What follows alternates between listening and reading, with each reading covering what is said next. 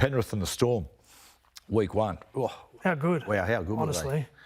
Man, so good. Look, before we talk about Nathan, Isaiah, I thought his performance was fantastic. Very selfless performance because he had Jerome Luai in career best form, Nathan coming back. And so I think in his own mind, I think he just thought, well, you know, I don't need to be out there trying to create with my passing game. Still did a little bit of it, but it was his running game. It's the best running performance from Isaiah I've just about seen. Yeah, I think the word you used was selfless. And you know, even the Melbourne Storm were like that on the weekend. When one of your gun players is on, play your role. Let that person go. And then when you get an opportunity, you might be able to take advantage of it. But yeah, in terms of Isaiah, they always say that he's the distributor and the connector. Well, they just played the power game and punched the Roosters first, and they were on the back foot from word go, and he just went with it. While Nathan was kicking, Jerome Luai was dancing and running. The selfless team-first mentality of both Penrith and Melbourne on the weekend with their spine players was pretty impressive. And Nathan, if he hasn't already, or before he certainly has entered that next realm, when the best was there another realm for him to enter? I don't know. I don't know.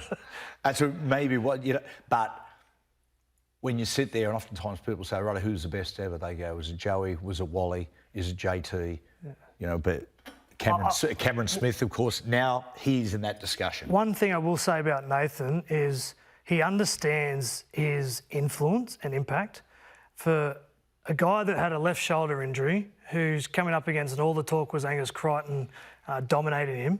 His first tackle on Lindsay Collins, he didn't go to the wing. He went straight to his normal position, whacked him with the left shoulder, then went into Angus the next time. It basically said to the Roosters, well, try and target me, I'm going to come at you first, and told the rest of his teammates, said, hey, listen, we're going to dominate this way, and if I'm going to tell you to do it, follow me type. Like, it was his performance physically was great, but his spirit and sort of ability to tell everyone else what's happening was pretty impressive as well. And look, when I say this, I'm not insinuating players are soft, but there are some players that just can't quite play with injury.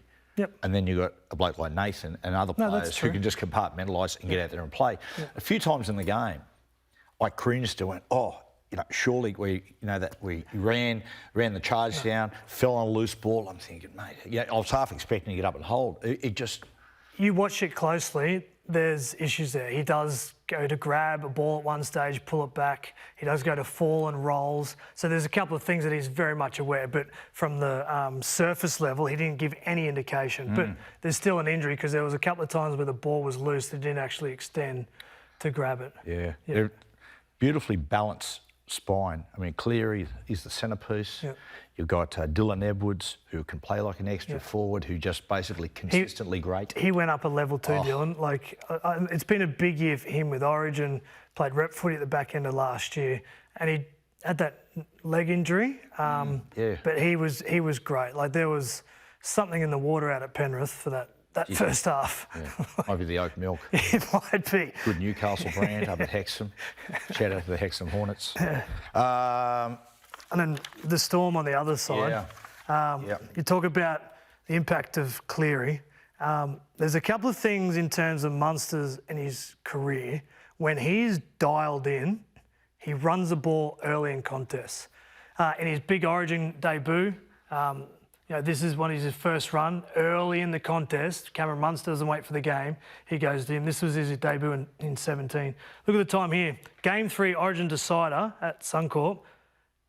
20 seconds, second play of the game, he's running the football. And then on the weekend, what's Munster do?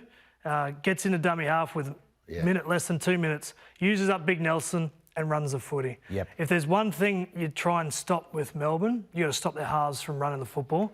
But the bigger the game, the more Munster runs. He had 17 carries on the weekend.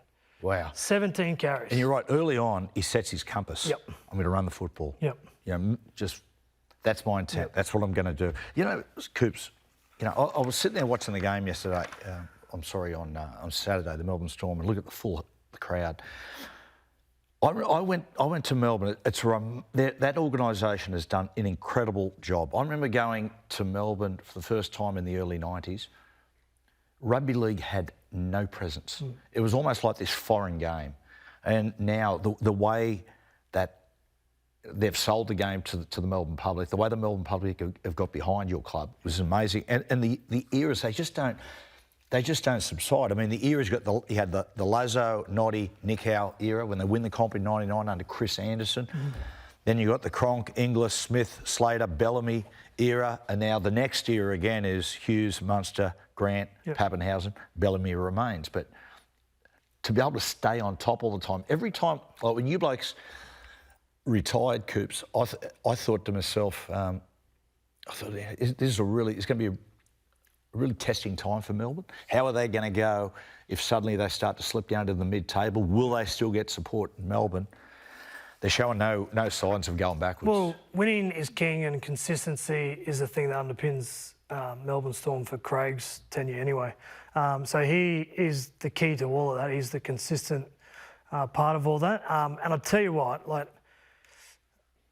Penrith threw the first punch and made a statement on in the first half, 24-0. And what Melbourne responded with the next day was like, okay, well, these two teams are on collision course.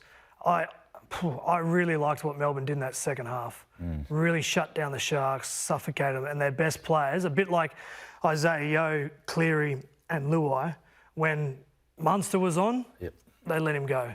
Then all of a sudden the game shifted. Harry Grant scores 3 tries, starts getting craft. So they step back. And then Jerome Hughes come up with a couple of big plays. So they are a team-first mentality spine. A lot of teams could learn a lot of lessons from the way their spine operates. Coops, is really interesting. I interviewed Nathan Cleary at the start of the year, the podcast, and he said a turning point for that playing group was when they were beaten by Melbourne in the grand final.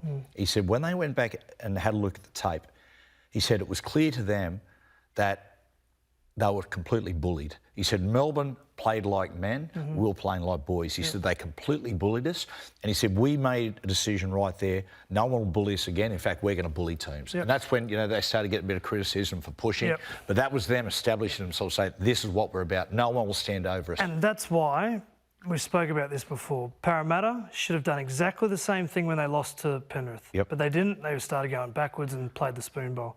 And if the Broncos don't fix up their issues, they should have judged what went wrong in that grand final, because Penrith did it and they've gone like that since. Melbourne have, whenever they've lost one, have worked out what went wrong and they've addressed it and gone that way. And that's where the separation in the ladder comes. It'll be interesting they meet each other in the grand final. It's almost, full circle. 4 years later. And what's remarkable about both those clubs is we've seen with the Broncos how tricky success can be, Coops. All the adulation, It's not tricky at all. It's team first. It's whatever helps the team become better. Not tricky for you, with your personality. Tricky for me, I get that. Tricky for some, for some people. Every year, it wasn't tricky for me. I probably had too much success. Every year to have success. Stop talking. Stop laughing. Stop laughing. Every year, every team decides that they want to win the trophy, right? Every decision you make at the training paddock on the field should be based on that team lifting that, not what can you get out of the whole situation. Sounds easy. Sounds easy, I get it. Yeah.